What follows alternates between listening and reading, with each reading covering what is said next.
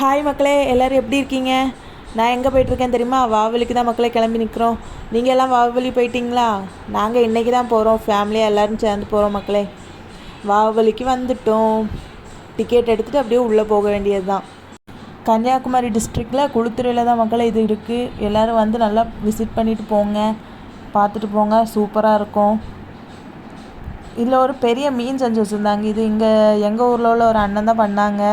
அந்த அண்ணன் பேர் மறந்துட்டு பார்த்துக்கோங்க. நல்லா இருந்துச்சு, சூப்பராக இருக்குது. எல்லாருமே சூப்பராக படம் எல்லாம் வரைஞ்சி நல்லா பண்ணி வச்சுருக்காங்க. எல்லாமே நல்லா இருந்துச்சு.